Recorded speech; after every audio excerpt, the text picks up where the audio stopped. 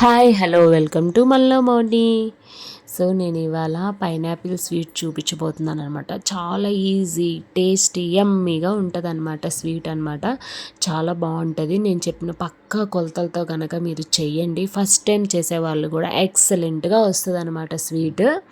మన ఇంట్లో ఉండే సింపుల్ ఇంగ్రీడియంట్స్తో చేసుకోవచ్చు. దీనికి పెద్ద కష్టం కూడా ఏముండదు. కాకపోతే ఇంట్లో లేనివి 1-2 ఐటమ్స్ ఉంటాయి. ఎసెన్స్, పైనాపిల్ ఫ్లేవర్, అంతే అనమాట. పైనాపిల్ కూడా ఎక్కువ అవసరం లేదు, తక్కువ క్వాంటిటీతో చేసేసుకోవచ్చు మనమైతే. నేను చూపించడానికి అన్ని పెట్టాను పైనాపిల్ పీసెస్ అంతేనమాట.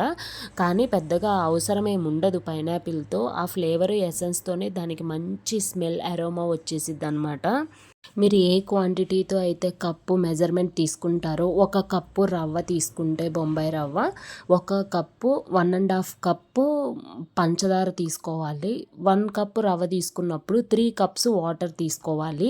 అదే మెజర్మెంట్ పక్కా కొలతలతో చేయండి, చాలా బాగా వస్తుంది అనమాట.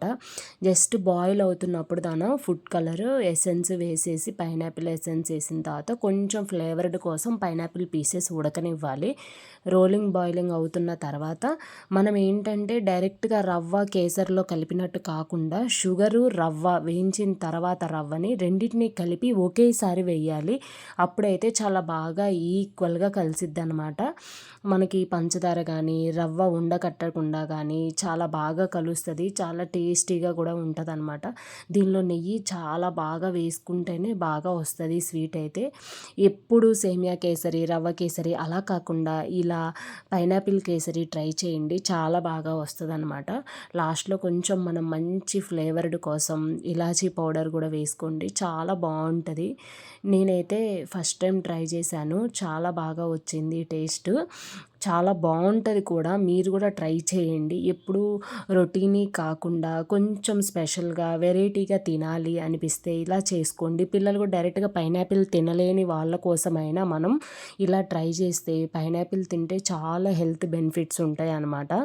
మనం ఏంటంటే పైనాపిల్ కిడ్నీలో స్టోన్స్ ఉండవు, ఇంకా చాలా విటమిన్స్, ప్రోటీన్స్ కానీ చాలా బాగుంటాయి పైనాపిల్లో. డైరెక్ట్గా పైనాపిల్ తినలేని వాళ్ళు ఇలా పైనాపిల్ హల్వా చేసుకోండి, చాలా బాగుంటుంది.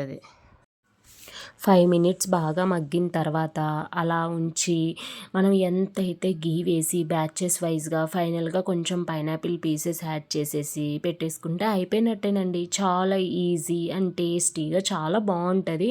ఒకసారి ట్రై చేయండి. ట్రై చేసి ఎలా ఉందో నాకు కమెంట్ బాక్స్లో పెట్టండి. అంతకన్నా ముందు ప్లీజ్ సబ్స్క్రైబ్ మై